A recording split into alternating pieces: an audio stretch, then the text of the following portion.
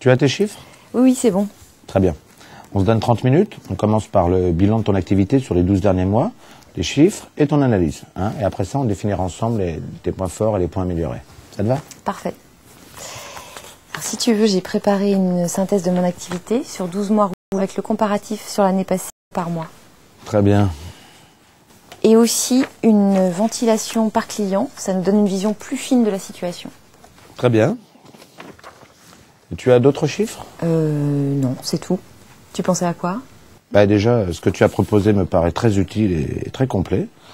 Hein, j'ajouterai la ventilation par produit.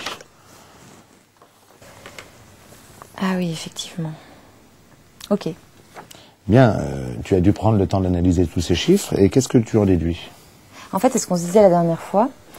Depuis 2 mois, il y a une baisse sensible du chiffre sur mon secteur, alors que les autres se maintiennent à peu près.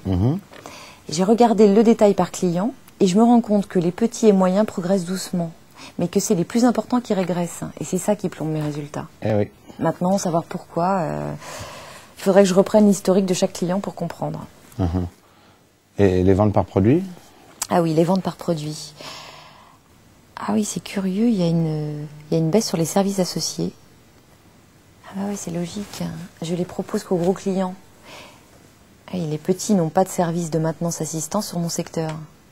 Ah, c'est ça. En fait, je m'en sors bien sur les produits et pas du tout sur les services annexes. Eh oui, c'est ce qui fait l'essentiel de notre marge. Et comment tu l'expliques? En fait, je crois que ça leur coûte moins cher de faire la maintenance en interne, par exemple. Et comme le marketing a réduit le prix des produits pour augmenter celui des services, c'est l'effet ciseau. Et mon chiffre s'est cassé la figure, logique. Bon, effectivement, c'est une piste. Et tu vois autre chose? Non, là, tout de suite, je vois pas. Bon, on va en rester là pour l'instant, ce qui ne nous empêchera pas de creuser par la suite. Mais là, on tient quelque chose, hein, ça va nous permettre d'avancer. Donc, pour conclure, hein, la baisse du chiffre se sent chez tes clients les plus importants et sur les services associés. Et d'après toi, il s'agit d'une réticence sur ton secteur. Voilà, une réticence bien ancrée d'ailleurs.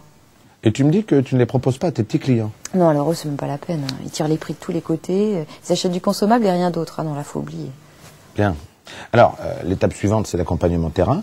Je te brieferai juste avant. Mais tout de suite, on va choisir ensemble un client chez qui je t'accompagnerai. Tu as une idée? D'après ce qu'on vient de dire, je t'emmènerais bien chez un client important. C'est là qu'il y a le plus à faire. Ouais. Et tu pensais à qui? SSP. C'est là qu'il y a le plus de potentiel de vente actuellement. J'ai ouvert le compte il y a 6 mois et j'en découvre tous les jours. Et tu as un entretien de vente prochainement? Vente, pas vraiment. C'est mon 2e entretien avec le directeur technique. On déblaye encore. Et est-ce que SSP est représentatif de tes clients importants? C'est le plus récent. Tous les autres sont connus de longue date. Et lequel nous permettrait le mieux de sentir les réticences sur les services associés? C'est la Somars. Mais là, c'est l'échec assuré. Et entre les deux? La Sercap. Et tu penses pouvoir leur proposer des services au cours du prochain entretien? Oui, je pense que c'est possible. Soit sur un nouveau produit, soit en complément d'un produit qui vient de rentrer.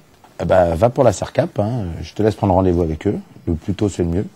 Et on se prend 20 minutes la veille ou juste avant pour se caler ensemble sur le rendez-vous. On fait comme ça? Ça marche. Très bien. Merci Magali.